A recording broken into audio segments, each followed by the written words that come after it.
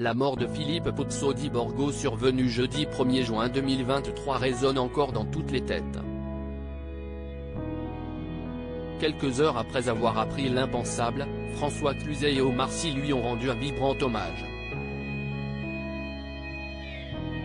De Philippe Pozzo di Borgo, il ne reste qu'un souvenir. En 2011, l'homme devenu tétraplégique en 1993 acceptait que son histoire soit présentée à la France entière, dans le film Intouchable, réalisé par Olivier Nakache et Eric Toledano. Le jeudi 1er juin 2023, ce dernier s'est éteint à l'âge de 72 ans. La triste nouvelle a été annoncée par le duo de réalisateurs sur les réseaux sociaux. Nous venons d'apprendre avec une immense tristesse la disparition de notre ami Philippe Pozzo di Borgo, ont-ils écrit. Et en acceptant que l'on adapte son histoire dans Intouchables, il a changé notre vie et la vie de nombreuses personnes vulnérables et fragiles, ont-ils ajouté. Vendredi 2 juin, Omar Sy est sorti du silence pour rendre un dernier hommage à l'homme qui a contribué à ce qu'il remporte le César du meilleur acteur, le 24 février 2012 sur Instagram. À jamais dans nos cœurs. En acceptant que l'on adapte son histoire dans Intouchables, il a changé notre vie et la vie de nombreuses personnes vulnérables et fragiles. Nous gardons l'image d'un homme courageux, digne, humble et combatif, a fait savoir le mari d'Hélène Sy, en partageant une photo aux côtés de l'homme décédé et des réalisateurs du long métrage.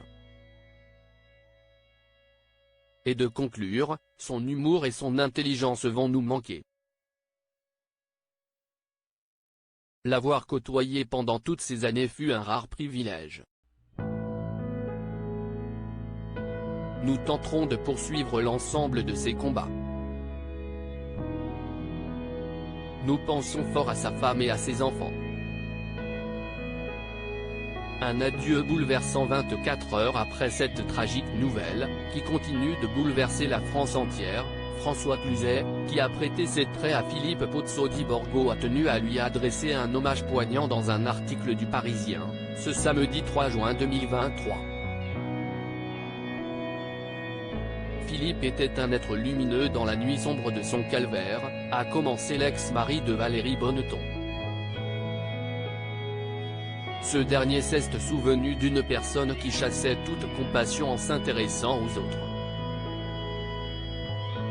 Vole Philippe, vole très haut maintenant, il ne t'arrivera plus rien de mal, et nous ne pourrons jamais t'oublier. Bravo, Philippe, et merci pour l'amour que tu nous as donné, a conclu le comédien, endeuillé. Avant de devenir tétraplégique, Philippe Pozzo di Borgo était un riche homme d'affaires. Il a été directeur des Champagnes Pommery, avant un accident de parapente qui le rendra paraplégique en 1993. Après la mort de son épouse quelques années plus tard, Siesti Abdelyasmine Selou, émigré de la banlieue parisienne, qui deviendra son auxiliaire de vie mais aussi son ami pour le restant de ses jours.